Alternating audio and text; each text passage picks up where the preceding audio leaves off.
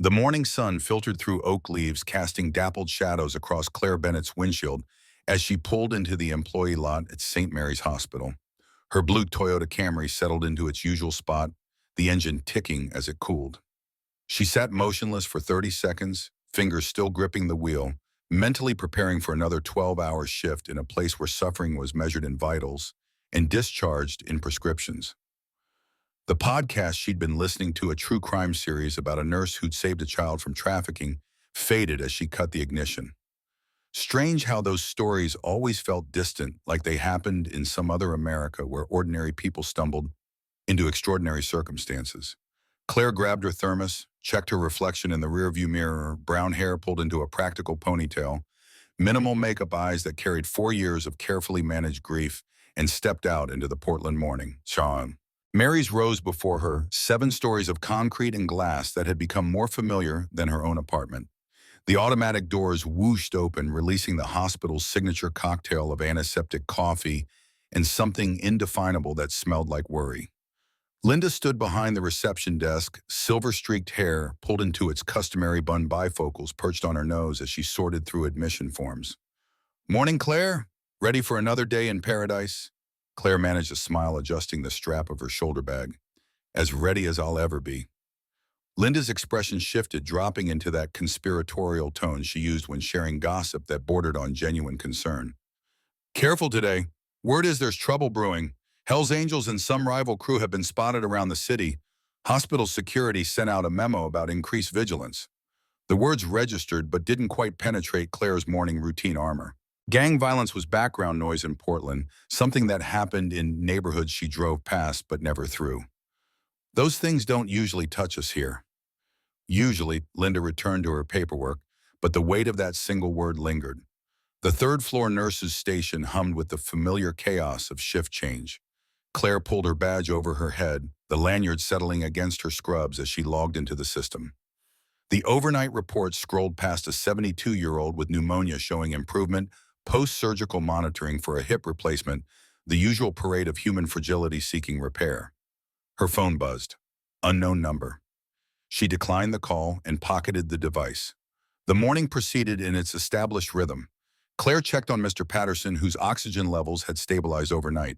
She updated charts, administered medications, offered reassurance to families who wore exhaustion like ill-fitting coats. Each task provided its own small satisfaction, a problem solved, a comfort given, a crisis deferred. Her phone buzzed again. Same unknown number. This time she heard breathing before the line went dead. "Everything okay?" Sarah, one of the younger nurses, paused beside the medication cart. "Wrong number, probably."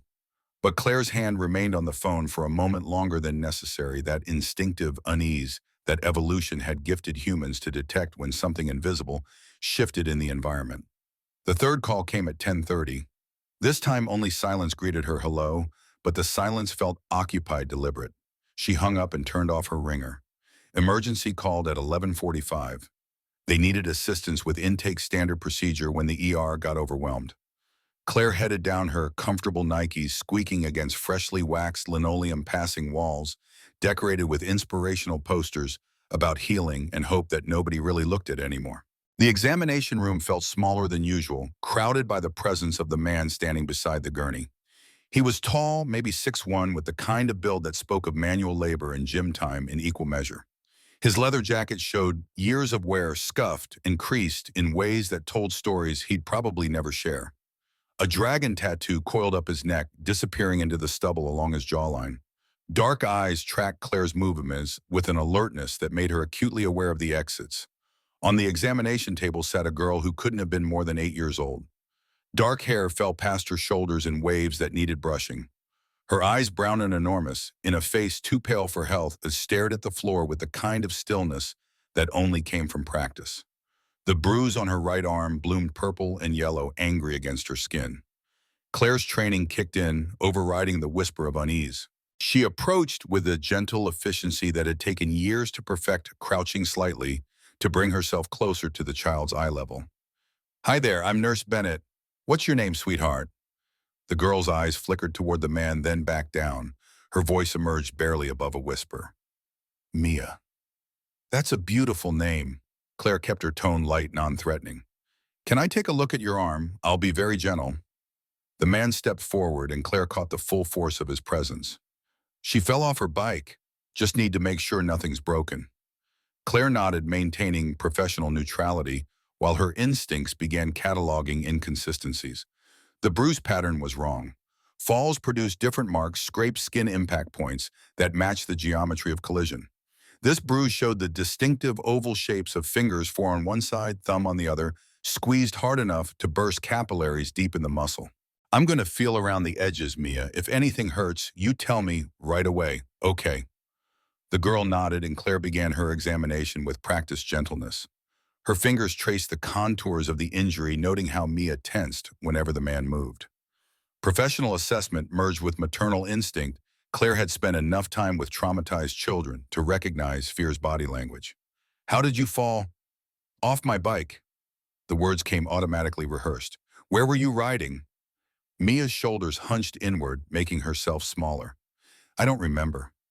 Claire continued her examination, pushing up the sleeve to check for additional injuries. Her breath caught. Older bruises marked Mia's upper arm, fading yellows and greens that formed a timeline of repeated trauma. Another bruise darkened the skin near her collarbone, partially hidden by her shirt collar. The man's phone buzzed and he checked it with evident frustration. How long is this going to take? We need to get going. Hospital policy requires thorough examination for pediatric injuries. Claire's voice remained steady, professional, but her mind raced through protocols and possibilities. I'll need to get some x-rays to rule out fractures. That means Mia will need to stay for a few more hours. The man's jaw tightened. That's not hospital policy. I'm sure you want the best care for her. The standoff lasted 3 seconds that felt longer. Finally, the man nodded, a sharp, reluctant jerk of his head. Fine, but make it quick. Claire helped guide Mia off the examination table, noting how the child kept glancing at the man as if checking for permission to move. Let's get you to radiology, honey. Have you ever had an x-ray before? Mia shook her head. It doesn't hurt at all. Just takes a picture of your bones to make sure everything's okay inside. They walked down the corridor, Mia's small hand tentatively reaching for Claire's. The gesture sent an unexpected surge of emotion through Claire's chest, protective, fierce, and achingly familiar. 4 years hadn't dulled the memory of holding her brother's hand, of being the older sibling responsible for keeping the younger safe. Jake had been 16 when the drunk driver ran the red light. Claire was 28, established in her career, too busy to visit as often as she should have. The call came at 2 in the morning, and she'd known from the tone of her mother's voice before the words were spoken. The funeral was a blur of condolences and guilt. The driver got 2 years served, 18 months, walked free with a record and a story. Something fundamental had shifted inside Claire that day. The world revealed itself as a place where justice was negotiable and protection was provisional. She'd thrown herself into nursing with renewed purpose, seeking redemption through proxy, saving the strangers she couldn't save when it mattered most. Now Mia's hand squeezed hers, and Claire felt that old familiar weight of responsibility settling across her shoulders. Radiology was quiet, the technician efficient and kind. Family waits outside during the procedure. The man who'd brought Mia spoke up. I'm not family, just a friend helping out. The technician's eyes narrowed slightly, professional suspicion kicking in, but she nodded. Then you'll definitely need to wait outside. Radiation protocols. Alone with Mia behind the lead line door, Claire helped position the girl's arm. Mia, can you tell me what really happened? The girl's eyes filled with tears that she fought to contain. Please don't let them take me. The bad men. They want to hurt my dad. Claire's pulse quickened. Who are the bad men? Not Derek. He's trying to help, but the others. They took us both. They said if my dad doesn't do what they want, I'll never go home. The words tumbled out in a rush, and Claire felt the ground shift beneath her feet. This wasn't domestic abuse. This was something worse, something that pulled innocent people into undertows they couldn't escape. Where's your dad now? I don't know. He went away for work. The bad men knew he was gone. That's when they came. The technician knocked on the door, oblivious to the confession that had just altered Claire's understanding of everything. Ready for the scan? Claire squeezed Mia's shoulder. I'm going to keep you safe, I promise. The x-ray took 3 minutes. The wait for results would take 20. Claire led Mia back to a private examination room, her mind racing through options and obligations. The hospital suddenly felt less like a sanctuary and more like a way station between one danger and another.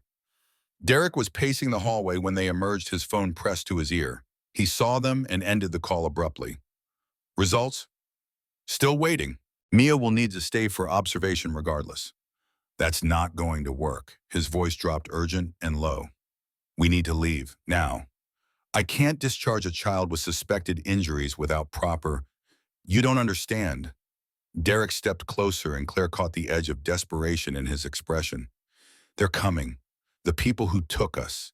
They told me to bring her here, make sure she got checked out, then bring her back. If I don't... He pulled up his jacket, revealing a shallow knife wound across his ribs, the edges red and angry. This was just a warning. Claire's mouth went dry. Who are they? Crimson Serpents. Rival gang. They grabbed Mia to send a message to her father. I'm just a low-level guy, wrong place at the wrong time. They forced me to bring her here because they knew it would look suspicious if she was suddenly okay after being missing. They want proof she's being taken care of, proof they can use as leverage. Her father, Victor Castellano, Devil's Reaper MC. You've probably heard of him. She had. Motorcycle clubs were part of Portland's landscape, mostly staying in their territories, occasionally making headlines when violence spilled into public view. Devil's Reaper was one of the larger clubs with a reputation that carried weight in certain circles. If this is a kidnapping, we need to call the police. Derek's laugh was bitter, humorless. You think the Serpents don't have people watching? You think they don't have cops on their payroll? The second squad cars show up, they'll know, and Mia becomes a liability they can't afford to keep alive. The words hung in the air between them, crystallizing the impossible choice Claire now faced. Follow protocol and potentially sign this child's death warrant, or step outside every rule she'd ever followed and trust a stranger who wore violence like a second skin. What do they want from Victor territory? The Serpents have been pushing into Devil's Reaper turf for months. Victor's been holding them off, but he's stretched thin. With him out of town and his daughter as collateral, they think they can force a deal. Claire looked down at Mia, who stood with her hand still clasped in Claire's, small and trusting and terrifyingly vulnerable. The child's eyes held a peculiar kind of resignation, as if she'd already accepted that adults couldn't protect her, that the world was simply a place where bad things happened to people too small to fight back.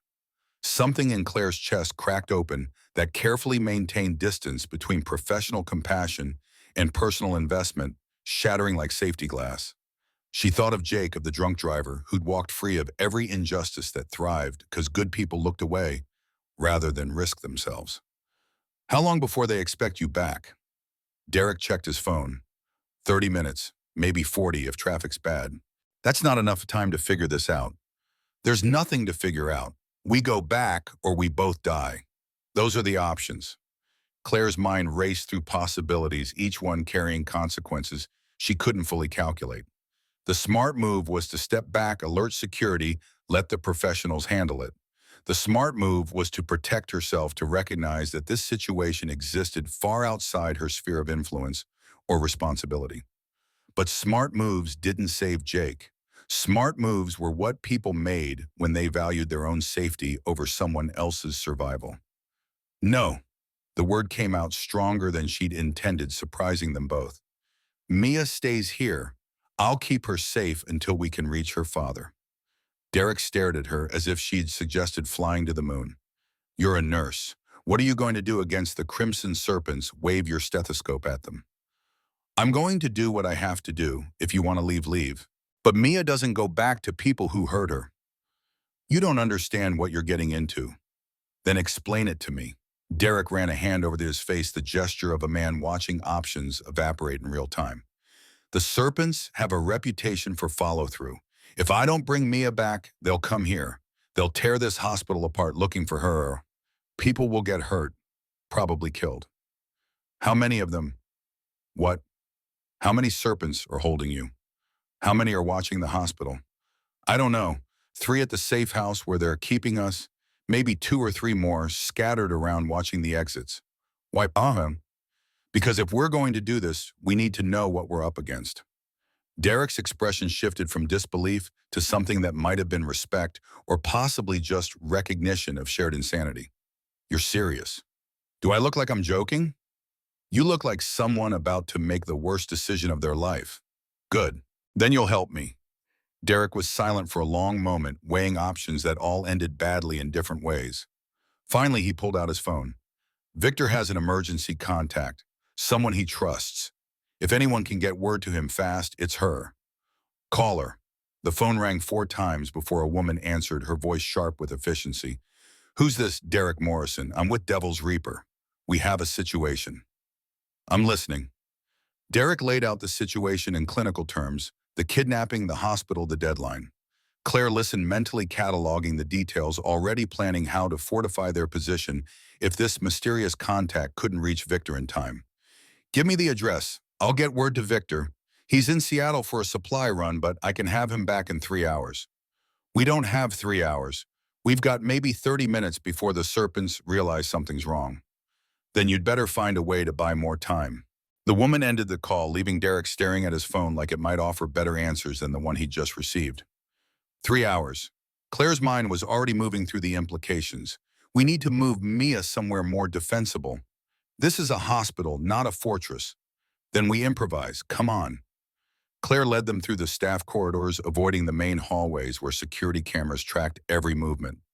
She knew St. Mary's layout the way musicians knew their instruments. Years of shifts had mapped every shortcut, every forgotten storage room, every corner that didn't quite fit on the official floor plans.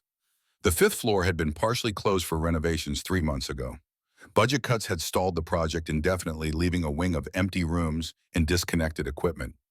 Claire pushed through the door marked "Authorized Personnel Only," entering a space that smelled of dust and abandonment. Record storage, she explained, guiding them past shelves of boxed files that predated digital systems. Nobody comes up here except maintenance, and they only check once a week. She found what she was looking for, a consultation room at the end of the hall, windowless and secure, with a door that's still locked from the inside. The furniture was outdated but functional, the kind of institutional pieces that outlasted their intended purpose through sheer stubbornness. We'll wait here. If they come looking, it'll take time to search the whole building.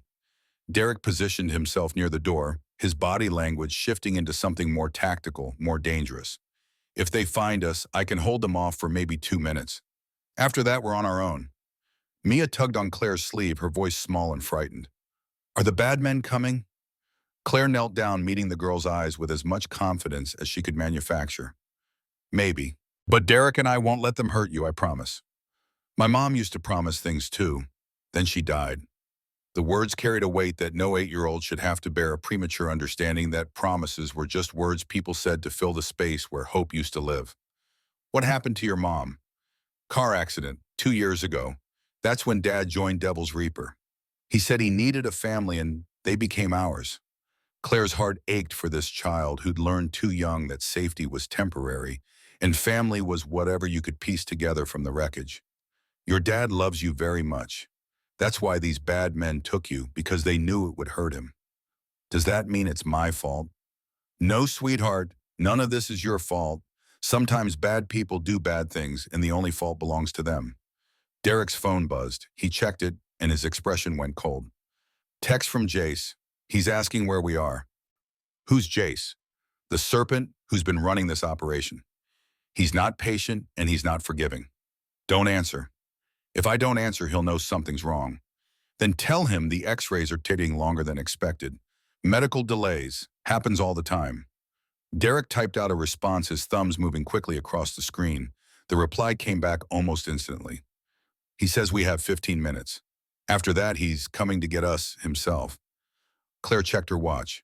2:15. Victor was still hours away. The police were off the table.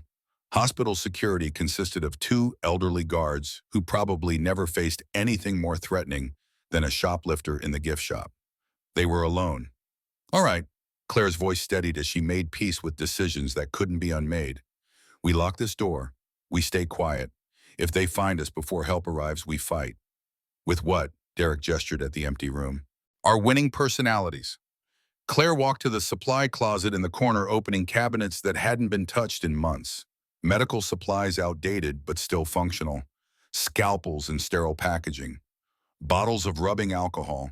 Oxygen tanks that could become projectiles.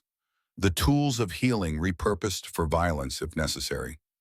We use what we have. She handed Derek a scalpel, then took one for herself, the weight of it foreign and terrible in her palm. This was insanity. This was career suicide. This was possibly actual suicide if the Crimson Serpents were as dangerous as Derek claimed. But Mia was looking at her with those enormous brown eyes, holding on to the last threads of hope that adults could be trusted to keep their promises. And Claire found she couldn't walk away. Not from this child, not when she'd already failed one person she'd sworn to protect. If I'd been there the night Jake died, would it have changed anything? She'd asked herself that question 1,000 times, knowing the answer was probably no. Knowing that drunk drivers didn't care about protective sisters or family bonds, or the catastrophic ripples that one moment of selfishness sent through other people's lives. But maybe this time was different. Maybe this time she could stand between a child and catastrophe. Maybe this time her presence would be the variable that changed the outcome. They're here. Derek's whisper cut through her thoughts. Footsteps echoed in the hallway outside, heavy boots on linoleum, the kind of purposeful stride that came with hostile intent. Claire pulled Mia behind a filing cabinet, pressing her finger to her lips in the universal signal for silence. The girl nodded understanding, with a wisdom that should have taken decades to acquire. Derek positioned himself beside the door, a scalpel held low and ready, his breathing controlled and measured. The footsteps past their door continued down the hall. A voice called out, rough and impatient. "Derek, time's up, brother. We know you're up here somewhere." Silence felt like its own presence, heavy and suffocating. Claire's heartbeat thundered in her ears so loud she was certain it would give them away. Mia's hand found hers in the darkness, small fingers squeezing with surprising strength. "Come on, man. This doesn't have to get ugly. Just bring the kid out and we're done. Nobody needs to know you tried to play hero." More footsteps, multiple sets now. They were searching systematically, room by room, eliminating possibilities until only the truth remained. Derek's phone buzzed again. He glanced at it, and Claire saw the tension in his jaw as he read the message. He held up the screen so she could see. "Last chance. Give us the kid or everyone in this hospital becomes collateral damage." Claire's blood went cold. She called their bluff without considering that maybe they weren't bluffing. If the Crimson Serpents were willing to threaten a hospital full of patients and staff, they weren't operating under normal criminal logic. They were desperate or crazy or some combination that made them infinitely more dangerous. A door opened nearby, then another. They were getting closer, methodically eliminating hiding spots. Maybe 30 seconds until they reached this room. Maybe less. Derek met Claire's eyes in the dimness, and something passed between them, a recognition that they'd both made choices that led to this moment, that they'd both drawn lines they couldn't uncross, that whatever happened next would define who they were in ways that couldn't be undone. "I'm going to step out," he whispered. "Create a distraction. When they follow me, you run. Take Mia down the back stairs, get to the parking lot, and drive away. Don't stop. Don't look back." "That's suicide." "Maybe, but it gives you a chance." "No." Claire's grip tightened on the scalpel. "We stay together. We fight together. You're a nurse. You save lives. Let me do this. I'm done letting people sacrifice themselves while I watch. We find another way." But there was no other way. The footsteps stopped outside their door. The handle turned, testing the lock. A voice, calm and almost conversational, spoke through the wood. "Derek, last chance to be smart about this. Open the door, give us the girl, walk away with your life. That's a better deal than you deserve." Derek's hand moved toward the lock, and Claire realized he was actually going to do it.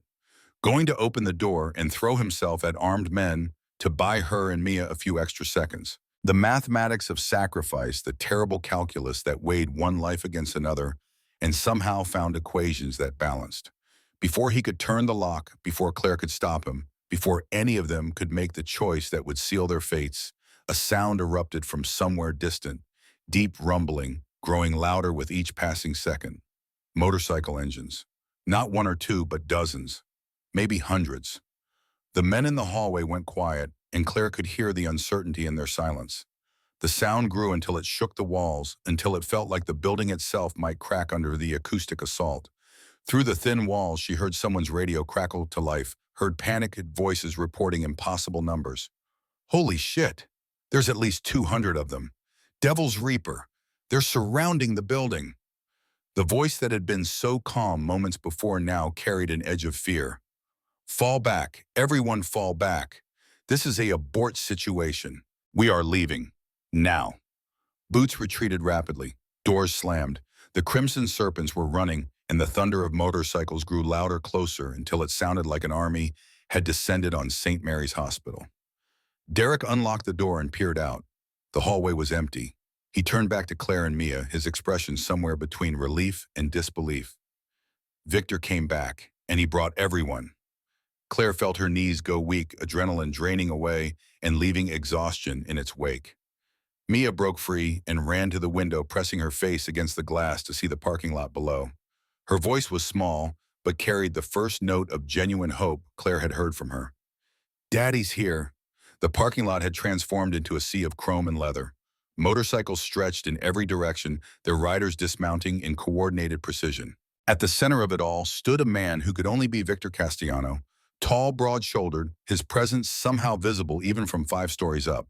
He barked orders that Claire couldn't hear, but could see rippling through his crew as they secured the perimeter with military efficiency.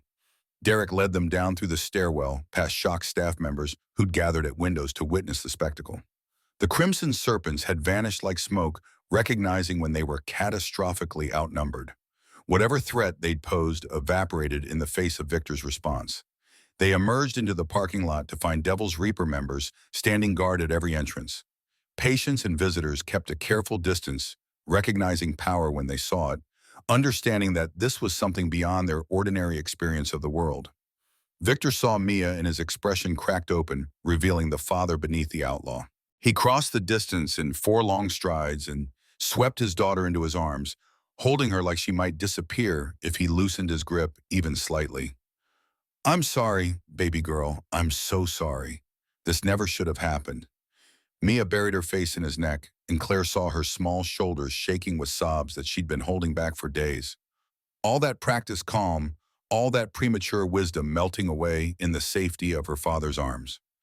Victor's eyes found Claire over his daughter's head. You're the nurse. Derek told me what you did. I just kept her safe. You put yourself between my daughter and people who would have killed you without hesitation. That's not just keeping her safe. That's the kind of courage most people never find. He paused, something shifting in his expression. I owe you a debt I can never repay, but I will spend every day trying. Claire shook her head, suddenly feeling the absurdity of the situation crash over her. She was standing in a hospital parking lot surrounded by gang members, having just hidden from kidnappers, with a scalpel as her only weapon. Her life had become unrecognizable in the span of a few hours. Just keep her safe. That's all the payment I need. That's not how this works. You're part of this now. Whether you want to be or not, the Crimson Serpents saw you with my daughter. They know you helped her. That makes you a target. The words settled over Claire like a weight. She'd thought this was an ending, but Victor was telling her it was barely a beginning. By choosing to help Mia, she'd stepped into a current that wouldn't let her go. What are you saying? I'm saying you need protection. My protection. Until we sort this mess out and make sure the Serpents understand that touching you or mine means war they can't win. Claire looked at Mia, who was watching her with those enormous eyes, and saw her own reflection in the child's gaze, someone who'd stumbled into circumstances beyond their control and had to choose between surrender and fight. She'd already made that choice once today. Making it again felt like confirmation of something she'd been avoiding for 4 years. How long? As long as it takes, days, maybe weeks. Claire thought of her apartment, her cat, her normal life of shifts and routines and careful emotional distance. She thought of Jake's funeral of promises, broken by circumstance and fate. She thought of Mia's hand in hers, trusting her to keep the monsters away. All right, but I need to make some calls first. My job, my responsibilities. I'll handle it, whatever you need. Victor's certainty should have been reassuring. Instead, it felt like stepping off solid ground into water whose depth she couldn't measure. But Mia was smiling now, really smiling, and Claire couldn't bring herself to regret the choices that had led to this moment. Derek approached his posture different now that his boss was present, more deferential, more conscious of hierarchy. Boss, the Serpents pulled back, but they left a message. They want a meeting tomorrow night. They say they are willing to negotiate terms. Terms. Victor's laugh was cold. They kidnapped my daughter and now they want to negotiate. What do they think this is? They know they screwed up. Taking Mia was supposed to force your hand, but they didn't expect you to bring everyone. Now they're scared. They should be. But they're also cornered. Cornered animals do unpredictable things. Victor set Mia down gently, though he kept one hand on her shoulder, maintaining that physical connection. Then we'll have to make sure they understand exactly how cornered they are. Set up the meeting. Neutral ground. And heavy security on our side. He turned back to Claire. I need to ask you something, and I need you to be honest. Are you okay? Really okay. What you went through today, that's not normal. That's trauma that most people can't process. Claire considered the question, examining her internal landscape for signs of the breakdown she probably should be experiencing. But instead of panic or regret, she found something else, a clarity she hadn't felt since before Jake died. A sense of purpose that came from knowing she'd stood for something that mattered. I'm okay. Better than okay, actually. For the first time in 4 years, I feel like I did something that mattered. Then maybe we can help each other. You need protection. Mia needs someone who understands what it means to put her safety above everything else. He paused, vulnerability flashing across his face. I need someone to show me how to be the father she deserves. Not just the father who can keep her alive, but the one who can help her have a real childhood despite everything else. I'm a nurse, not a miracle worker. But you're someone who gave a damn when it would have been easier to look away. That's rarer than you think. Sirens approached in the distance, the inevitable response to a hospital parking lot full of motorcycle gang members. Victor's crew began mounting their bikes, a coordinated withdrawal that suggested extensive practice. Within 60 seconds, only Victor, Derek, and a handful of others remained. We need to go before the police arrive, and this turns into something official. Will you come with us? To the compound. I promise you'll be safe there. Claire looked up at St. Mary's, at the hospital that had been her sanctuary for 4 years. She thought about walking back through those doors, returning to the routine that had served as armor against feeling too much or caring too deeply. The idea felt suffocating. I'll need to grab some things from my apartment. We'll go together. You drive your car, we'll follow. Nobody touches you while you're under Devil's Reaper protection. The convoy that accompanied Claire back to her apartment building was both absurd and oddly comforting. Her sensible Camry followed by a dozen motorcycles turning heads at every intersection. Neighbors peered through curtains as she packed a bag with clothing, toiletries, her laptop. Pepper the cat meowed protests about disrupted routine until Claire left extra food and water, knowing that one of these bikers would somehow end up checking on the cat, because that's apparently what her life had become. The drive to Victor's compound took 30 minutes through Portland suburbs, ending at a property that looked simultaneously normal and fortress-like. High fences, security cameras, but also a well-maintained lawn and flower beds that suggested someone cared about appearances. The main house was large, but not ostentatious, the kind of place that wouldn't draw attention from anyone who wasn't looking closely. Inside, Claire met the woman who'd been on the phone with Derek, Magdalena Torres, though everyone called her Maggie. She was shorter than Claire expected, maybe 5'4", with silver-threaded dark hair pulled into a practical ponytail. Her eyes carried the kind of sharp intelligence that came from years of reading situations and people. So you're the nurse who gave my ex-husband's crew fits by refusing to be sensible. Maggie's smile took any sting out of the words. Welcome to chaos. Ex-husband, 10 years divorced, still friends, still business partners in the ways that matter. It's complicated, but it works. She led Claire to a guest room that was surprisingly comfortable, clean, modern, with its own bathroom and a view of the garden. You'll be safe here. Victor doesn't make promises lightly, and he's got 200 reasons to make sure nothing happens to you or Mia. What happens now? Now we wait. The Serpents want to meet, but they're still processing that they picked a fight they can't win. Tomorrow, Victor will hear their terms, decide if they're worth listening to, and then we figure out the next steps. And if they're not worth listening to, Maggie's expression hardened. Then we remind them why Devil's Reaper has held this territory for 20 years. But let's hope it doesn't come to that. Wars are expensive, and they create collateral damage nobody needs. She left Claire alone to unpack, but before she closed the door, she turned back. What you did today, protecting Mia, even though you had every reason to walk away, that means something in this world. People don't forget that kind of loyalty. Alone in the room, Claire sat on the edge of the bed and let the events of the day catch up with her. 12 hours ago, she'd been drinking coffee and checking vitals. Now she was in a motorcycle gang's compound, under protection from criminals who'd become unlikely allies responsible for a child who'd somehow claimed a piece of her heart. Her phone buzzed. Linda, her supervisor, responding to the message Claire had sent about taking emergency leave. Whatever you need, stay safe. Safe. The word felt elastic, its meaning stretched beyond recognition. She wasn't safe by any conventional definition. She was deeper into danger than she'd ever been. But she already felt more alive than she had since Jake's funeral, more connected to the world and its stakes. A soft knock at the door preceded Mia's appearance. The girl wore clean clothes now, and someone had brushed her hair. She looked younger without the weight of fear hanging over her. Mom Claire, the title came out tentatively, testing to see if Claire would accept it. Yes, sweetheart. Thank you for not letting them take me. Claire held out her arms and Mia came to her, settling against her side with the kind of trust that was both humbling and terrifying. I couldn't let that happen.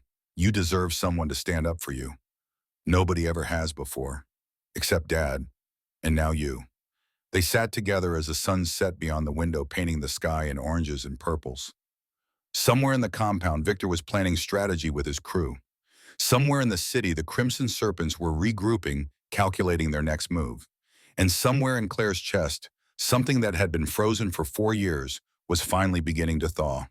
The world had revealed itself to be more complicated than she'd pretended. It was full of people who straddled lines between legal and moral, between dangerous and protective. Victor was a criminal who loved his daughter. Derek was an enforcer who tried to save a child at risk of his own life. Maggie ran a network that operated in shadows but pulled people toward light. And Claire, sensible, careful Claire, who'd built walls around her heart to avoid another loss like Jake, had somehow become someone willing to fight with a scalpel against armed men because a little girl needed a champion. She looked down at Mia, who was starting to doze against her shoulder, and felt the weight of new promises settling over her.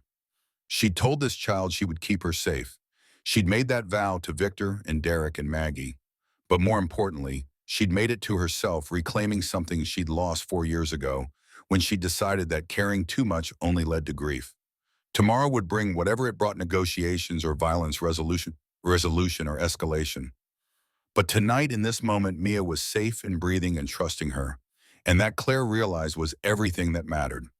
Over my dead body would anyone harm this child?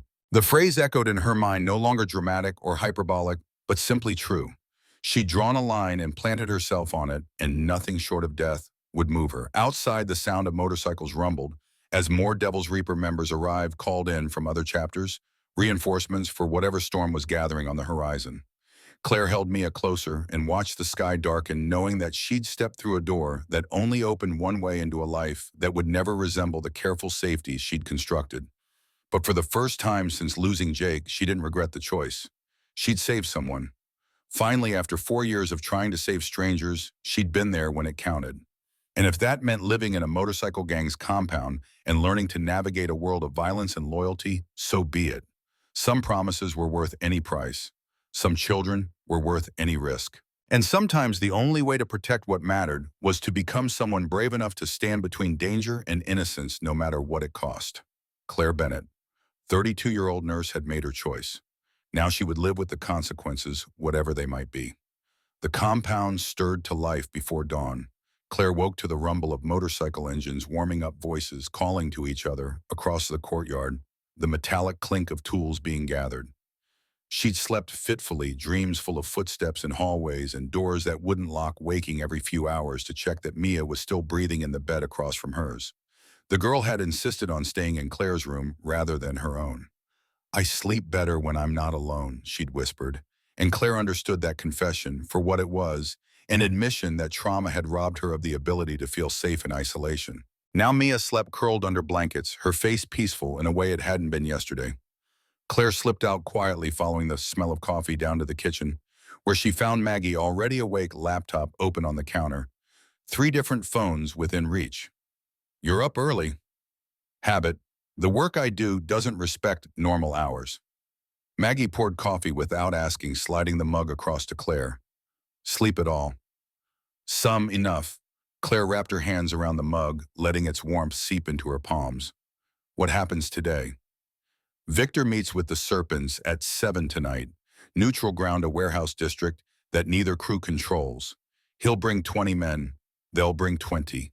Everyone will pretend they're civilized while they negotiate terms for not killing each other. Will it work? Maggie's expression suggested she'd seen this play out too many times to be optimistic. Depends on whether Diego Santos is smart enough to recognize when he's lost. He grabbed Mia thinking Victor was weak, spread thin, vulnerable. Yesterday proved he was catastrophically wrong about that. If he's rational, he'll cut his losses and retreat. If he's proud or stupid or desperate, he'll double down. And if he doubles down, then people die, probably on both sides. Definitely civilians who get caught in the crossfire when gang wars spill into public spaces. Claire thought about St. Mary's, about all those patients and staff who'd been oblivious to how close violence had come to their doors. There has to be another way. There are always other ways, but the men who choose this life don't always see them. Maggie closed her laptop, giving Claire her full attention. Tell me something. Yesterday when you decided to protect Mia, what were you thinking? What calculation did you make that ended with you risking your life for a stranger's child? The question probed deeper than casual curiosity. Claire recognized it as assessment, Maggie trying to understand what kind of person had been dropped into their world. I wasn't thinking about calculations. I was thinking about my brother Jake, about how I wasn't there when he needed someone, and how I've spent 4 years trying to make up for that by saving people who didn't need saving as much as I needed to save them. Mia was different. She actually needed me. Not just medical care, but someone willing to stand between her and harm. I couldn't walk away from that. Even knowing it might cost you everything, especially knowing that. Because the alternative was living with another person I failed to protect, and I already have one of those. I don't need a second. Maggie nodded slowly, something like approval crossing her features. Victor was right about you. You're going to be good for Mia, maybe good for all of us. I'm just a nurse who made an impulsive decision.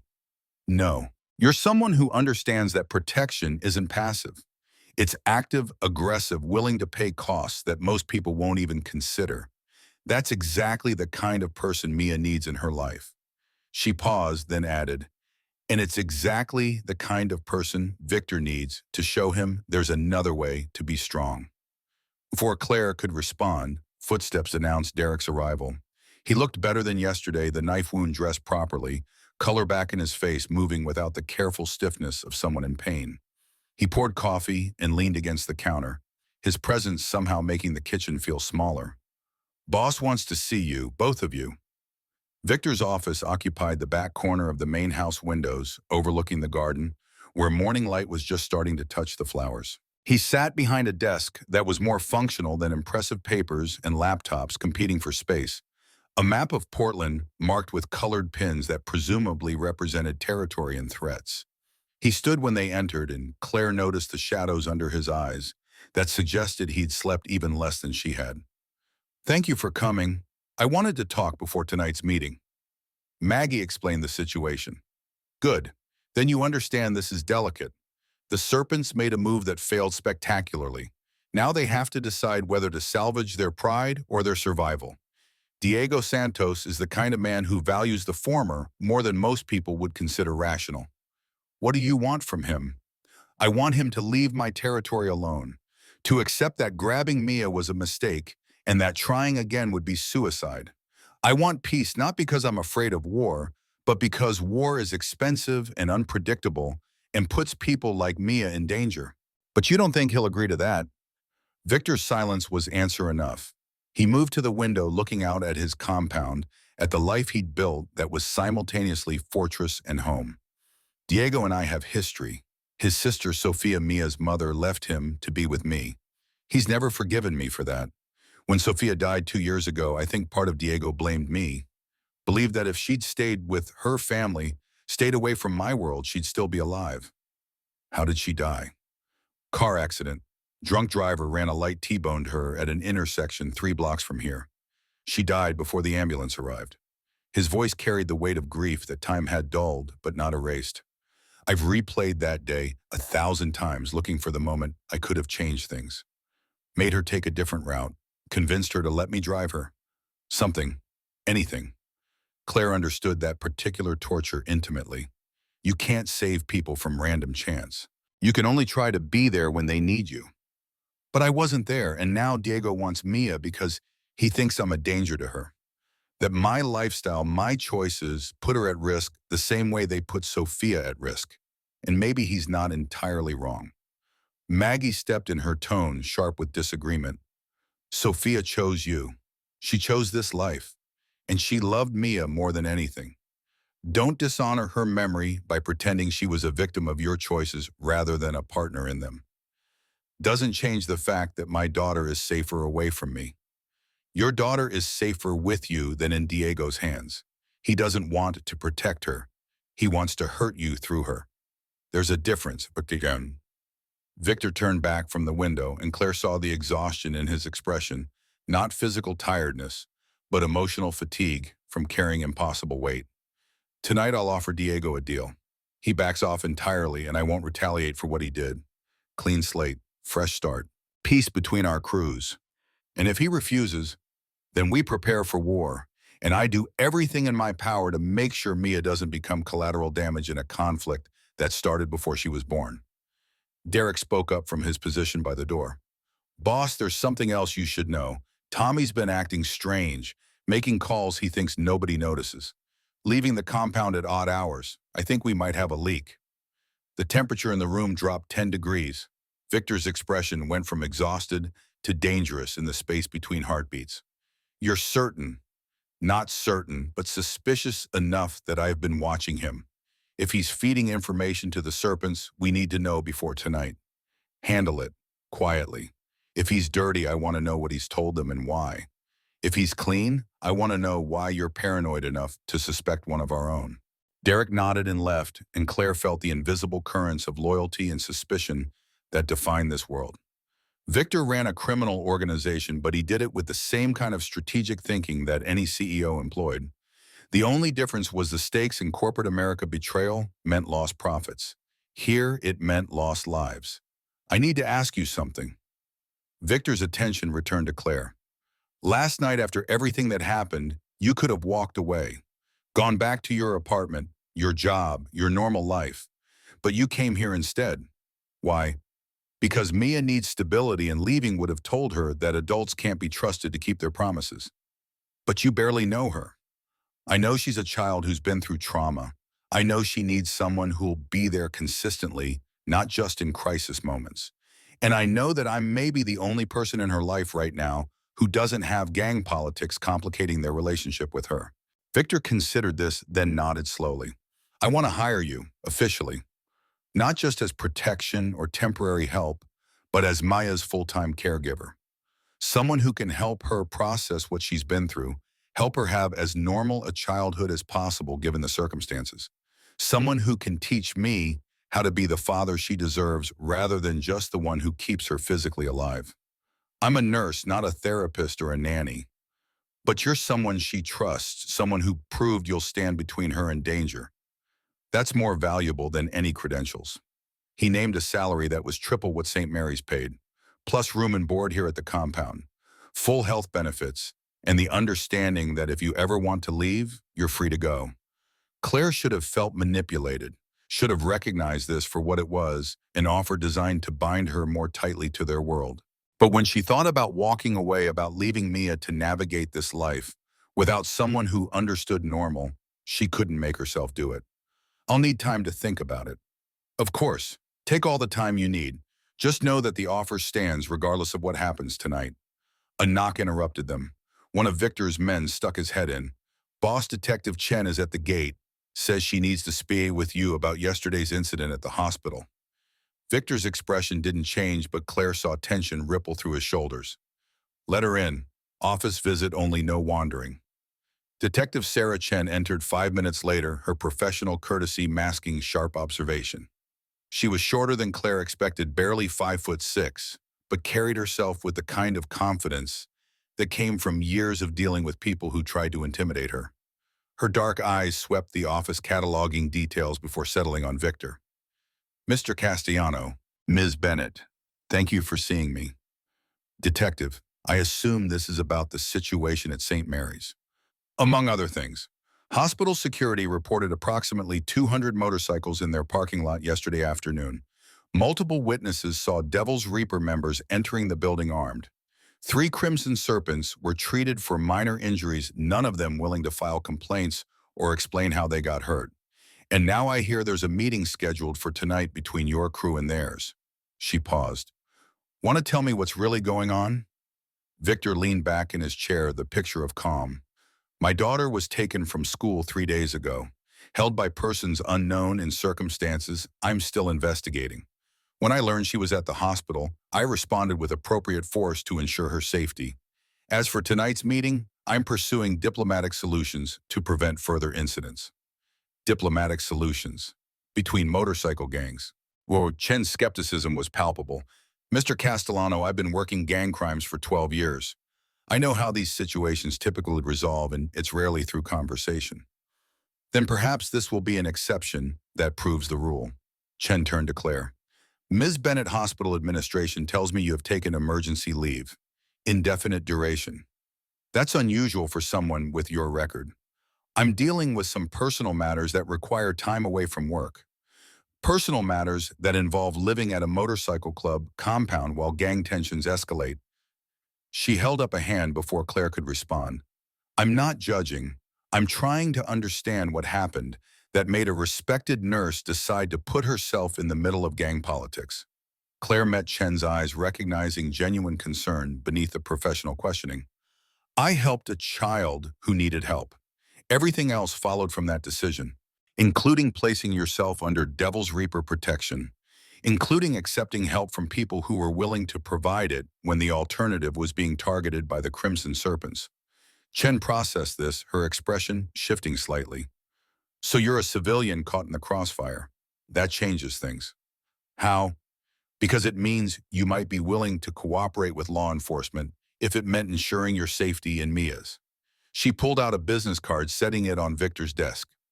My direct line. If things go wrong tonight, if this diplomatic solution turns violent, call me. Immediately.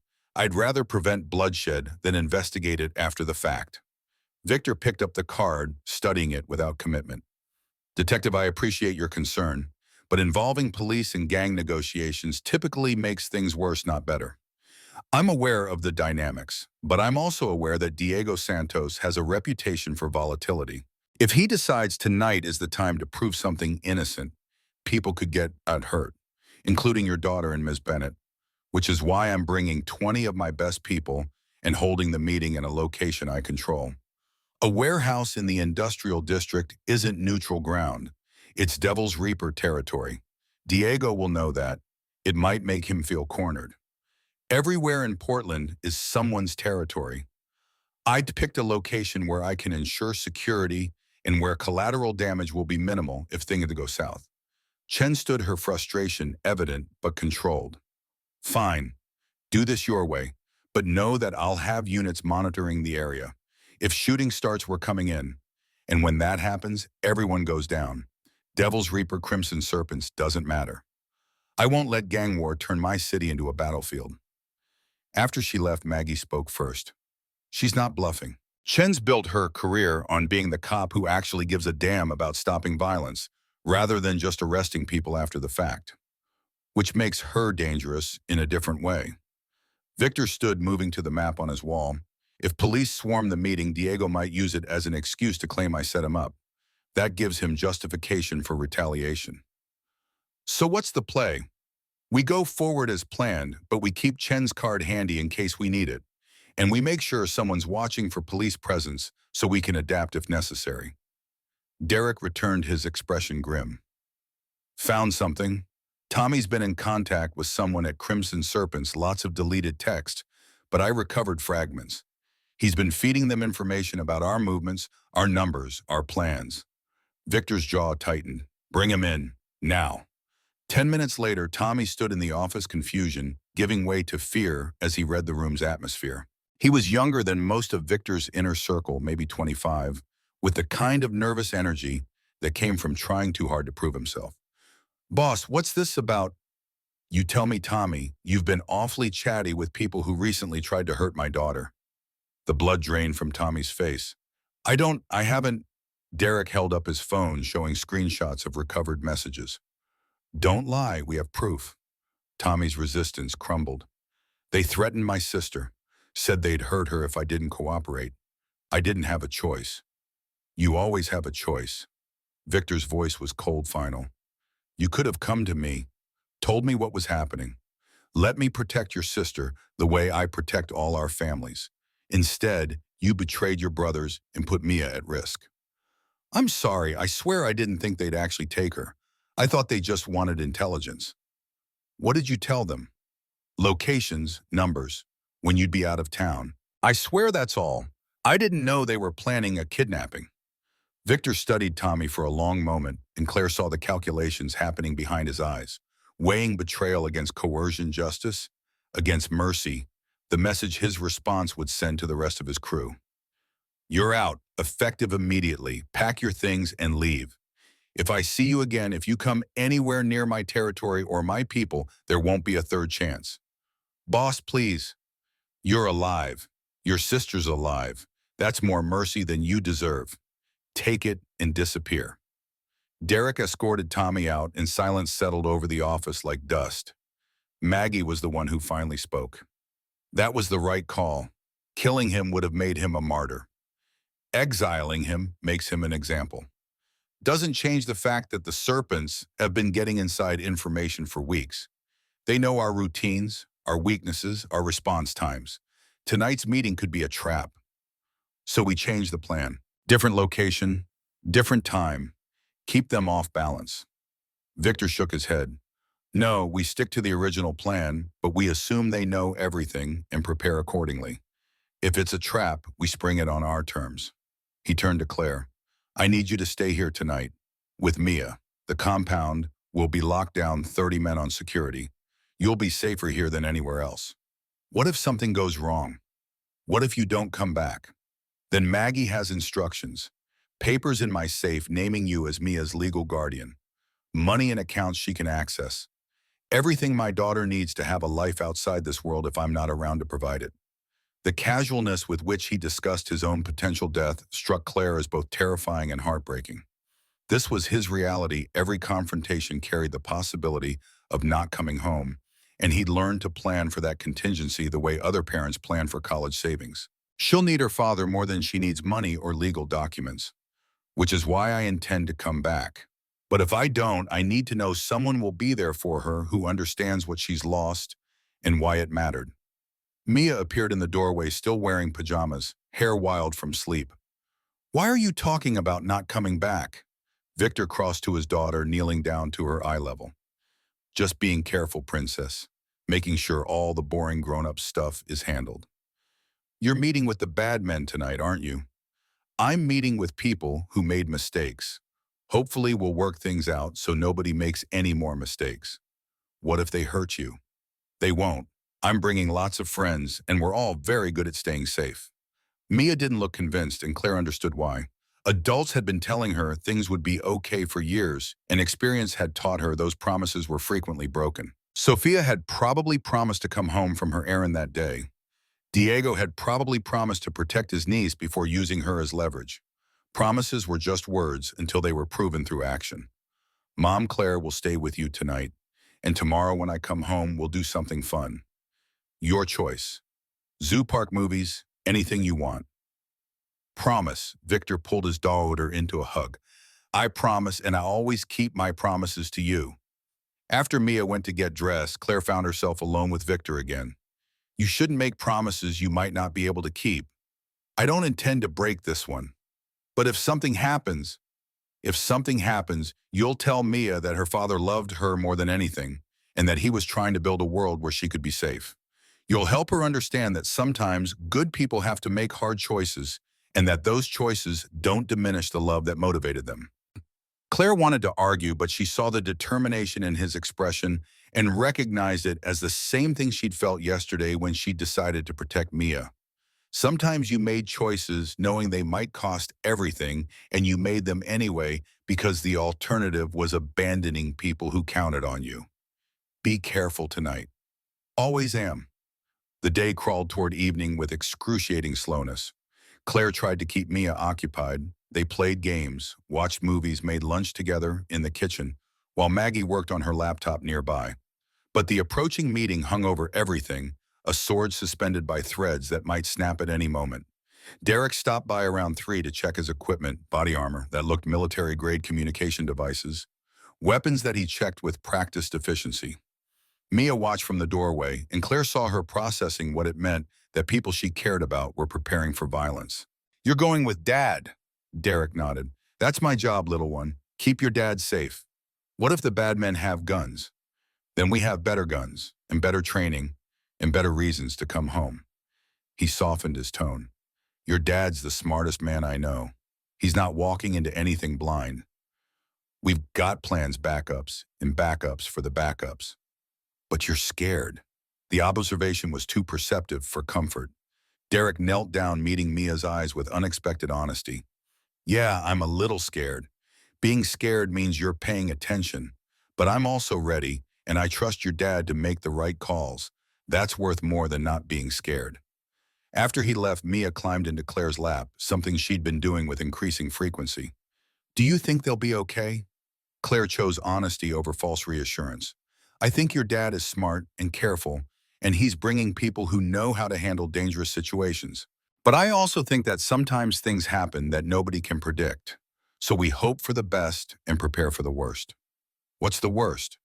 "That people get hurt, that decisions get made that can't be undone, that tomorrow looks different than today in ways we can't control.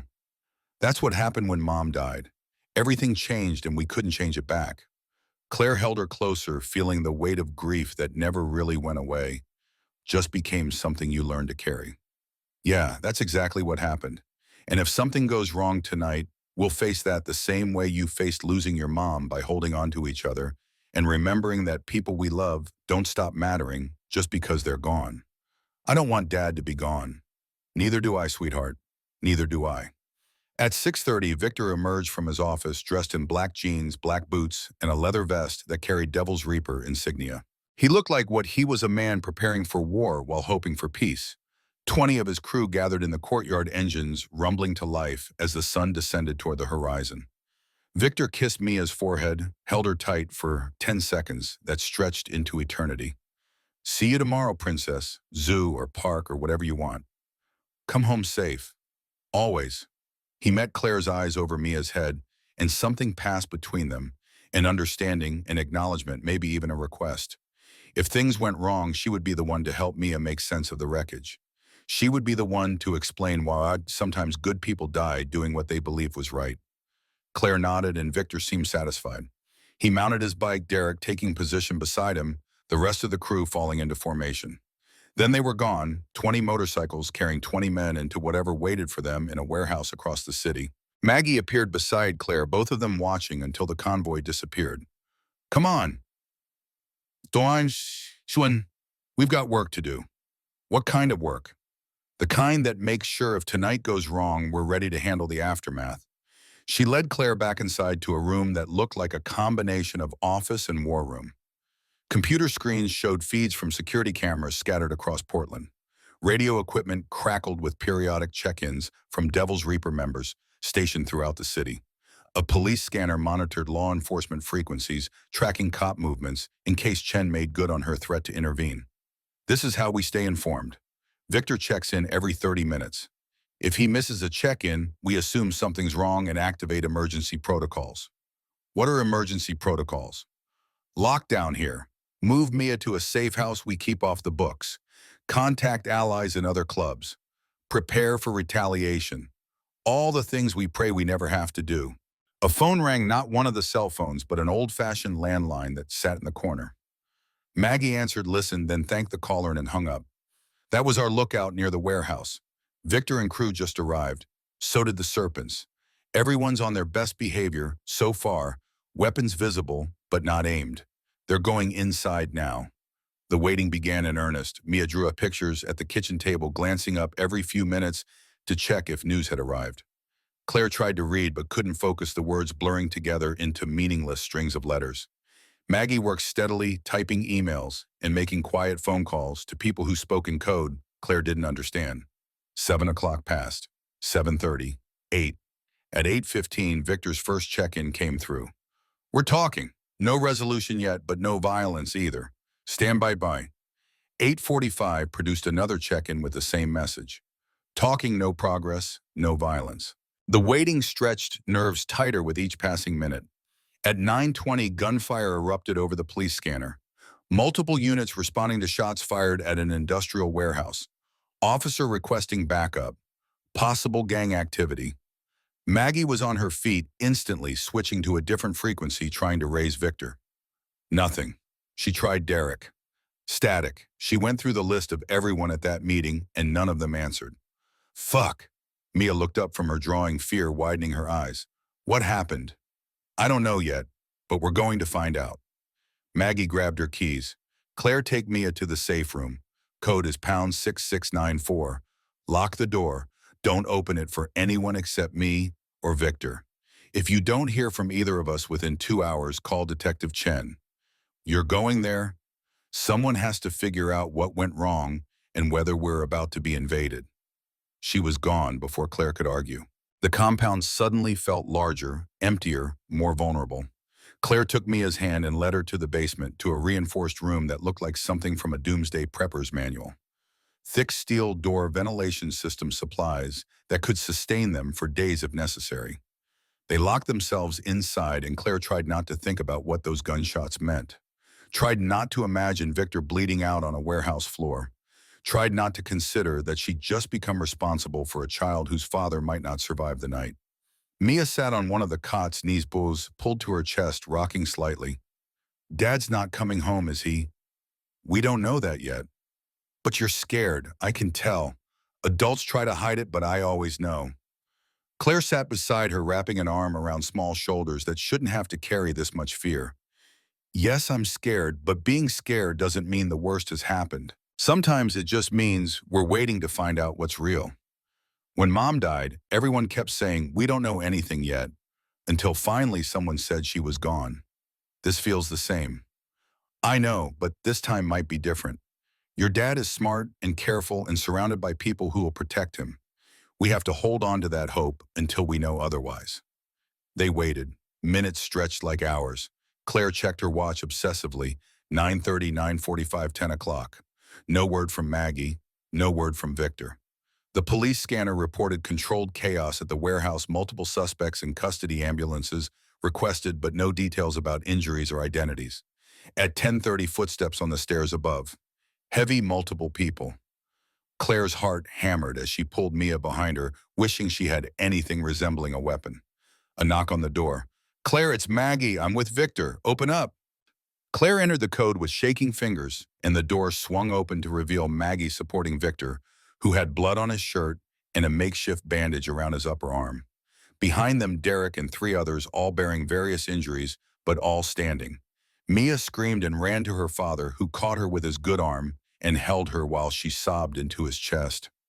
Over her head, his eyes met Claire's with exhaustion and relief, and something that might have been gratitude. We're okay. It went sideways, but we're okay. The medical supplies in the compound's infirmary were better stocked than Claire expected.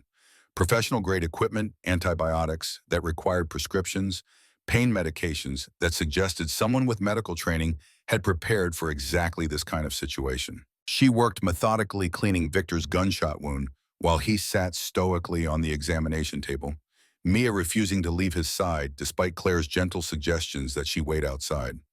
Bullet went straight through. Missed the bone, missed major vessels. You're lucky. Lucky would have been not getting shot. Victor winced as Claire irrigated the wound. Diego brought 40 men instead of 20, had them hidden in the warehouse rafters. Soon as we walked in, they opened fire. Derek spoke from where he sat, getting his own injuries tended by Maggie. We dove for cover behind shipping containers. Standoff lasted maybe 20 minutes before Chen's people swarmed the place. Arrested everyone they could grab, including Diego. How did you get out? Maggie has an understanding with Chen. When things went south, I called the detective directly. She agreed to let Victor's people leave through the back if we promised to come straight here and stay out of trouble. Maggie applied butterfly bandages to a cut on Derek's forehead. We left weapons behind, clean.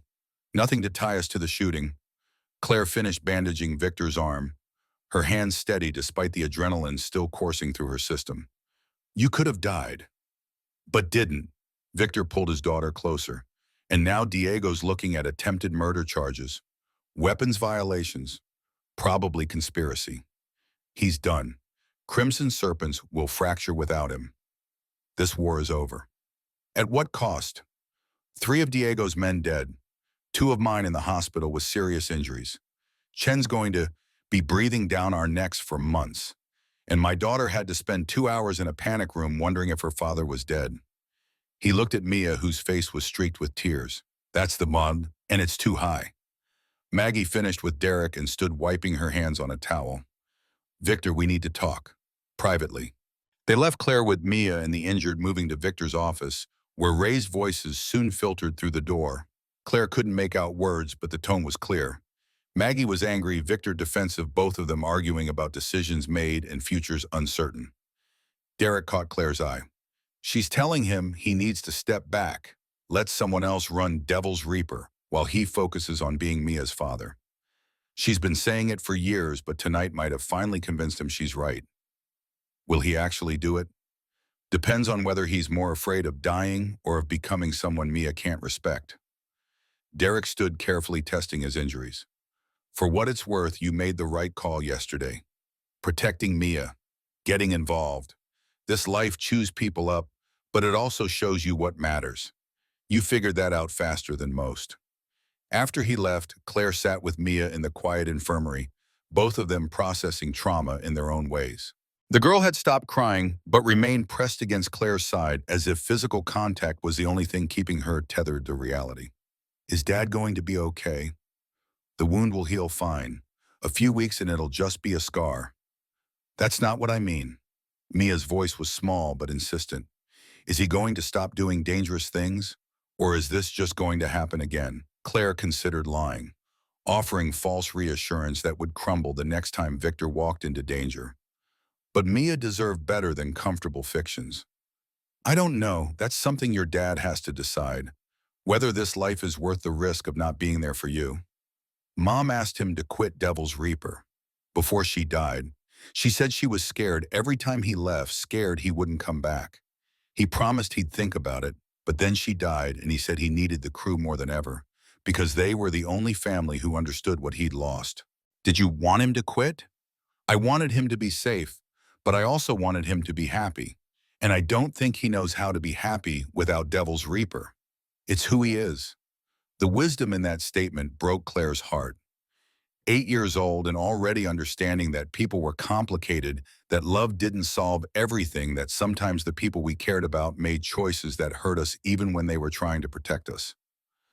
The office door opened and Victor emerged alone. His expression was harder to read than usual, some internal battle resolved, or possibly just postponed. He came to where Claire and Mia sat, lowering himself carefully onto the bench beside them. I'm stepping down as president of Devil's Reaper. Hawk will take over leadership. I'll stay involved in legitimate businesses we've built, but no more gang politics. No more territory disputes. No more situations where I might not come home. Mia launched herself at him, careful of his injured arm, sobbing with relief that children shouldn't have to feel. You mean it? You are really going to stop? I mean it, Princess. I'm done risking your safety and your future for a life I should have left behind years ago. Your mom was right. She was always right. He met Claire's eyes over Mia's head. And you were right yesterday. Sometimes protecting people means changing yourself, not just fighting their enemies. What happens now? Now we figure out how to be a normal family, or as normal as we can manage given where we're starting from. He paused, choosing his words carefully. That offer I made this morning, being Mia's caregiver, helping me learn to be a better father, it stands. With some modifications, I'd like you to stay, but not just as an employee. As part of our family, someone Mia can count on, someone I can count on. Someone who understands that family isn't always about blood. Claire thought about her apartment, her cat, her nursing career that waited for her return. She thought about the life she'd built that was safe and predictable and ultimately hollow. Then she thought about Mia's hand in hers, about promises made in locked rooms while danger waited outside, about finding purpose in protecting someone who genuinely needed her. I'll stay, not because you're paying me, but because Mia deserves someone who'll be there consistently, who'll help her process everything she's been through, who'll show her that not all adults disappear. Thank you. Victor's voice carried weight beyond those two words, acknowledging that she was offering something more valuable than professional services. She was offering loyalty, commitment, the kind of presence that couldn't be purchased, only chosen. And Claire, you're not doing this alone. We're building something together, me, you, Maggie, everyone who actually cares about what happens to this kid. It takes a village, right? A very unconventional village. Best kind there is. Detective Chen arrived at the compound the next morning, her expression suggesting she'd spent the night processing paperwork and preparing for conversations she didn't particularly want to have. Victor met her at the gate, Maggie and Claire flanking him, a united front against whatever judgment was coming. Mr. Castellano, you look like someone who recently survived a gunfight. I look like someone who walked into an ambush and was fortunate enough to have law enforcement arrive when they did. Funny how that worked out, almost like someone called us. Almost. Victor didn't elaborate. Chen pulled out a notepad, flipping through pages covered in precise handwriting. Diego Santos is being held on multiple charges. His crew is scattered, most of them facing serious time. 3 deaths at that warehouse, including one of his top lieutenants. The Crimson Serpents are effectively finished as an organization. I appreciate you keeping me informed. I'm not keeping you informed. I'm warning you. The power vacuum left by the Serpents' collapse will attract attention from other crews. People who will see Devil's Reaper territory as up for grabs now that you've been in a shooting. You need to be prepared for that. I'm stepping down. Hawk's taking over as president. I'm focusing on legitimate business interests and being a father to my daughter. Chen studied him, looking for deception and apparently not finding it. That's a smart move. Probably 5 years too late, but better late than never. She turned to Claire. And you're staying here voluntarily. Voluntarily, Mia needs stability and I can provide that. Even knowing this compound will be under surveillance, that anyone associated with Victor will be watched for months. Even knowing that, Chen shook her head, something between admiration and exasperation crossing her features. You're either very brave or very foolish. Probably both. She handed Victor a business card identical to the one she'd given before. Same offer stands. You see trouble coming, you call me. We prevent violence instead of cleaning it up afterward. That's how this works now. After she left, Victor tore up the card and scattered the pieces. Can't be seen cooperating with cops. Even retired presidents have reputations to maintain. But you'll call her if you need to. If I need to. He smiled slightly, which I wish, because I'm done with situations that require calling cops. This is my new life. Boring, safe, focused on things that actually matter. The calls that followed established newish rhythms.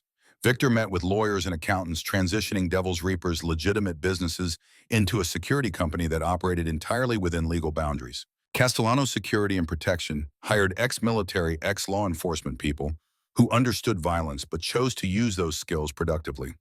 The compound remained headquarters, but the atmosphere shifted: less fortress, more office complex. Derek took a position as head of operations, his combat experience translating well to executive protection and risk assessment.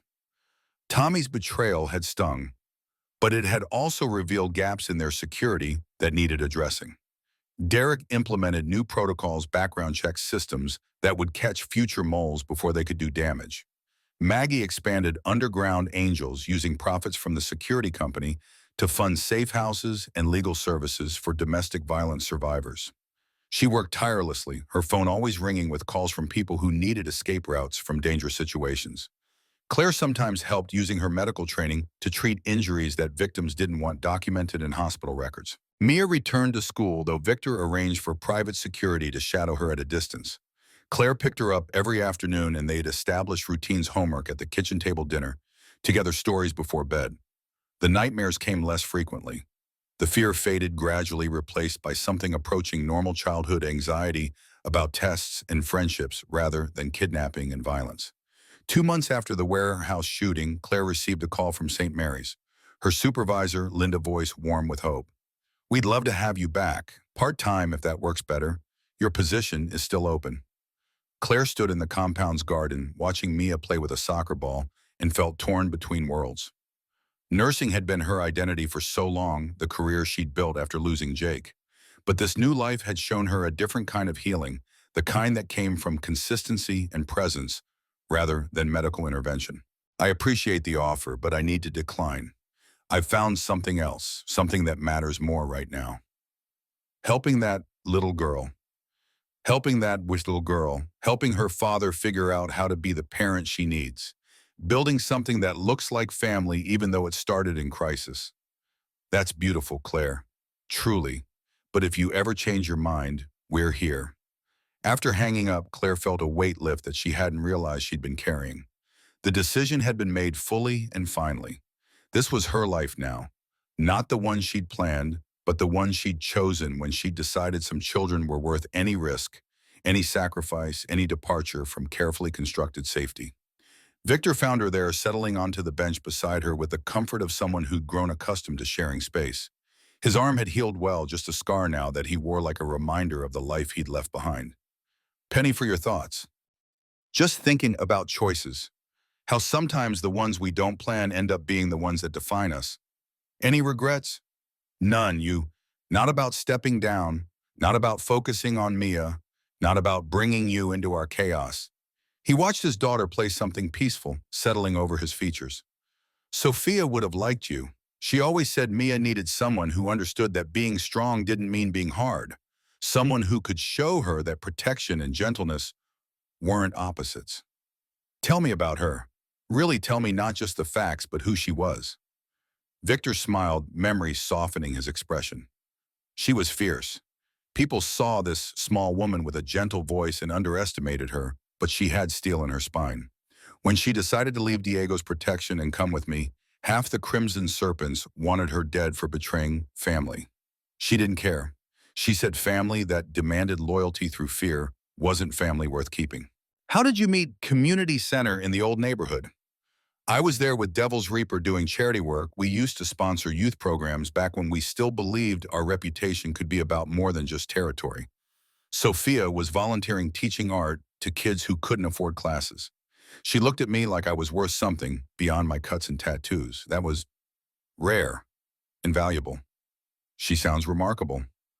She was, and losing her nearly destroyed me. I poured myself into Devil's Reaper because it felt like the only thing I could control when everything else was chaos. But that just pushed Mia away, made her feel like she'd lost both parents that day. I'm only now understanding what Sophia tried to tell me before she died, that being present matters more than being powerful. Mia ran over breathless and flushed with exercise. Come play both of you. It's more fun with teams. They played soccer in the garden until sunset, painted the sky orange and purple. Claire's sides ached from laughing as Victor dramatically failed to block shots, as Mia celebrated each goal with elaborate dances, as Derek and Maggie joined in and transformed the game into joyful chaos. This was family imperfect, unconventional, built from broken pieces that somehow fit together better than expected.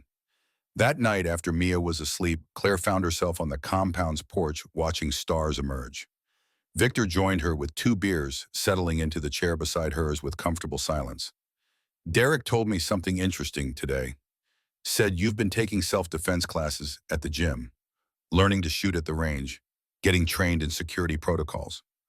I figured if I'm going to be responsible for Mia's safety, I should know how to actually protect her.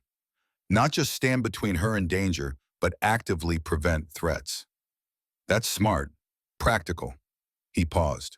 But it also means you've accepted this is your life now, not temporary, not just until things settle down.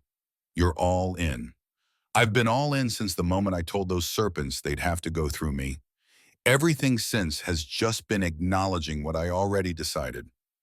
And you're okay with that? With everything that comes with it? Claire considered the question, seriously examining her feelings without the filter of what she thought she should feel. I'm better than okay. For 4 years, I've been sleepwalking through life, going through motions, trying to save people as penance for the one I couldn't save. This is different. Mia isn't penance. She's not a replacement for Jake. She's just a kid who needed someone to care enough to take risks, and caring about her has made me feel alive again.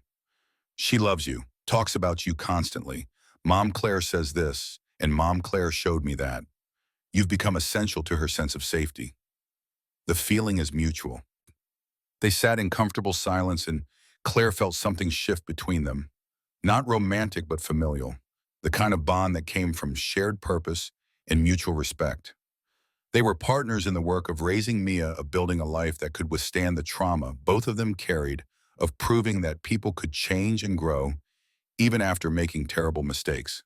6 months after Claire walked into that examination room and found a bruised child and a dangerous stranger, life had established new patterns. Victor ran Castellano security with the same intensity he'd once devoted to gang politics, but now his victories were measured in contracts secured and clients protected rather than territory defended. The company thrived, its reputation built on competence and discretion. Derek married a woman named Sarah, a social worker with Maggie's Underground Angels, who understood his past and didn't judge him for it. The wedding was small, held in the compound's garden with Mia as flower girl, and Claire standing up for Sarah because friendship had formed through shared purpose. Victor gave a toast about second chances and redemption that left half the guests in tears. Maggie published a book about her work with Underground Angels, carefully disguised to protect the people she'd helped, but powerful in its message about creating escape routes for those trapped in violence. The publicity brought donations and volunteers, expanding the network across 3 states. She appeared on talk shows and news programs, becoming the public face of an organization that had always operated in shadows. Mia grew physically, emotionally, gradually shedding the defensive postures she'd carried since her mother's death. She made friends at school, joined soccer league, painted pictures that covered the compound's refrigerator. The nightmares faded to occasional occurrences rather than nightly terrors. She laughed, easily, trusted, readily showed signs of becoming the child Sophia had hoped she could be. And Claire found herself thinking less about Jake, not because he mattered less, but because the grief had transformed from open wound to scar tissue. She'd learned to carry loss without letting it define her, to honor memory without being imprisoned by it. Jake would have liked, Mia would have approved of Claire's choices, would have understood that sometimes the people we can't save point us toward the ones we can. On a Tuesday afternoon one year, almost to the day after Claire had first met Mia, Detective Chen stopped by the compound. But this wasn't an official visit. She came in civilian clothes, bringing news that she delivered with satisfaction evident despite her professional demeanor. Diego Santos was convicted on all counts, 25 years minimum. He'll be eligible for parole at 73. Victor nodded, accepting the information without visible reaction. And the Serpents completely fractured. Some joined other crews, some went legitimate, most just disappeared. The territory they held has been absorbed by smaller operators who learn from Diego's mistakes. They don't mess with Devil's Reaper families. Good.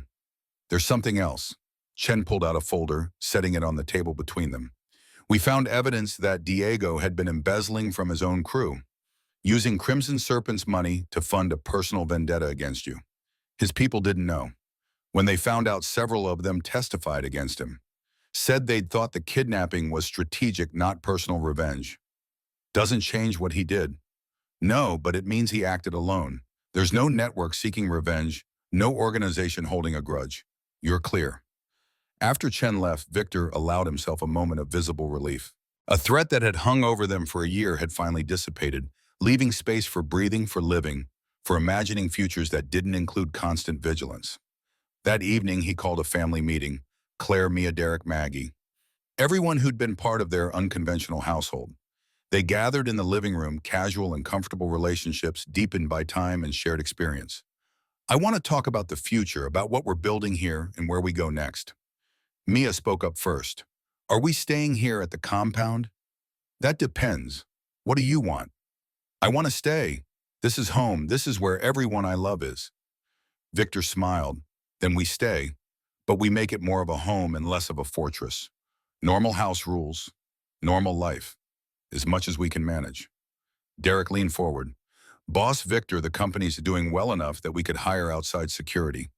You don't need armed guards living on the property anymore. Listen, what would you do if not security? I'm thinking about teaching self-defense classes for domestic violence survivors. Give people tools to protect themselves. Sarah's organization could use someone with my background. Do it, with my blessing and whatever financial support you need. Maggie spoke next. I've been offered a position advising state legislature on domestic violence prevention policies. It would mean less direct work with underground angels, more systemic advocacy. Take it. You've earned the platform to make bigger changes. Finally, Victor turned to Claire. And you, what do you want for the future? Claire looked at Mia, at this child who'd somehow become her daughter without biological connection or legal documentation. She thought about the year they'd spent together, the trauma they'd processed, the joy they'd found in ordinary moments. She thought about how love wasn't always planned, how family could be chosen, how sometimes the best things in life came from the worst circumstances. I want to make this official. Legal guardianship, adoption papers, whatever it takes, so Mia knows she has two parents who are committed to her well-being. Not because of crisis or obligation, but because we choose to be her family. Mia started crying happy tears this time, relief and joy mixing together. You mean it? You want to adopt me? I mean it, sweetheart, if your dad agrees. Victor's voice was thick with emotion. I agree. Nothing would make me happier than knowing Mia has two people who love her that much. The paperwork took months to navigate: background checks, home studies, interviews with social workers, who examined their unconventional arrangement with skepticism that gradually transformed into approval. But eventually, on a cold February morning, they stood in a courtroom while a judge signed papers that made official what had been true for a year. Mia belonged to both of them, protected by legal bonds that couldn't be broken by circumstance or tragedy.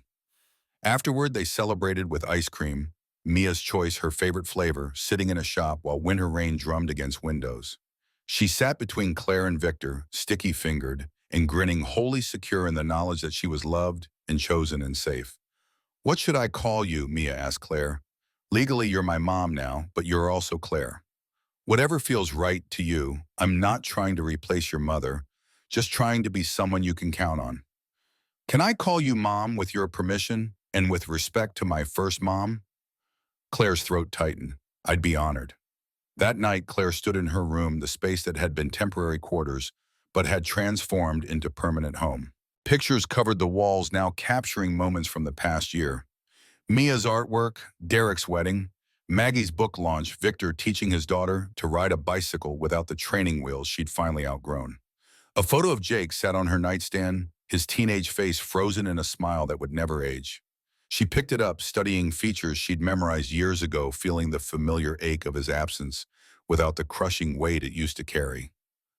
I did it, Jake. I saved someone. Not perfectly, not without mistakes, but enough. She's safe and happy and loved. I think you'd approve. She set the photo down gently, turning to look out the window at the compound that had become her home. Lights glowed warm in various buildings. Security systems hummed their electronic vigilance. But the atmosphere was different now. Less fortress, more sanctuary. A place where broken people had found ways to heal each other. Victor appeared in her doorway, hesitant as he always was about entering her private space without explicit invitation. Got a minute? Always. He settled into the chair by her desk, and Claire recognized his expression as the one he wore when wrestling with words he didn't know how to say. Finally, he spoke. I wanted to thank you for everything you have done in last year. For Mia, for me, for all of us. You walked into hell and decided to stay. And that's a kind of courage I'm still trying to understand. It wasn't courage, it was just caring enough to make the hard choices. That's what courage is. Not absence of fear, but acting despite it. He paused. Sophia told me once that if anything happened to her, I needed to find someone who could balance my rougher edges. Someone who understood gentleness wasn't weakness. I think she'd be glad I found you. Glad Mia has you. I didn't do it for Sophia, I did it for Mia and for myself. Turns out, saving someone else is the best way to save yourself. Then I guess we all saved each other. After he left, Claire prepared for bed, following routines that had become comfortable. She checked on Mia one final time, finding her daughter asleep with a stuffed animal tucked under one arm, peaceful in a way that had taken months to achieve. Claire adjusted the blankets, kissed her forehead, whispered words that had become ritual. Sleep well, sweetheart. Tomorrow's going to be another good day. She meant it. Tomorrow would be good, and the day after, and the day after that. Not perfect perfection wasn't achievable in any life, let alone one built from trauma and crisis. But good enough, stable enough, loving enough. Claire had spent 4 years believing her best days were behind her, that Jake's death had robbed her of the ability to build meaningful connections. She'd been wrong. The best days were right now lived moment by moment with people who'd become family through choice rather than blood. She thought about the morning a year ago when she'd driven to St. Mary's expecting another routine shift. How the universe had sent her a child who needed protecting and a choice that would alter everything. She'd made that choice without hesitation, driven by instinct and memory and a desperate need to matter. Now standing in her room while her daughter slept peacefully down the hall and her partner in parenthood planned ordinary tomorrows, Claire understood what she'd found. Not redemption because she'd never needed forgiving. Not replacement because lost people couldn't be replaced. Just continuation. Life going on building new connections that honored past losses without being imprisoned by them. Over my dead body would anyone harm this child. That promise had been the beginning. But what followed the daily work of loving and protecting and guiding, that was the real commitment. Anyone could make dramatic gestures in crisis. The true test came in showing up consistently, in choosing presence over safety, in building family from whatever materials life provided. Claire had passed that test. They all had. And tomorrow they would wake up and pass it again because that's what family did. They showed up. They stayed present. They protected each other not just from external threats, but from internal demons that whispered about unworthiness and impossibility. The compound settled into nighttime quiet. Security lights glowed. Cameras recorded their endless surveillance. But inside, in the spaces that mattered, people slept peacefully. Children dreamed without nightmares. Adults rested without fear. And in the morning, they would wake to build another day in lives that had been redeemed not through perfection, but through persistent commitment to being better than their worst moments. This was the ending Claire had stumbled toward when she decided to protect a stranger's child. Not dramatic or cinematic, just sustainable. Real, true. A family knitted together from broken pieces, proving that sometimes the most beautiful things came from the hardest circumstances. She turned off her light and settled into bed, grateful beyond words for the unexpected journey that had brought her here. Tomorrow would come with its challenges and joys. But tonight, everyone she loved was safe and whole and home. That was enough. That was everything.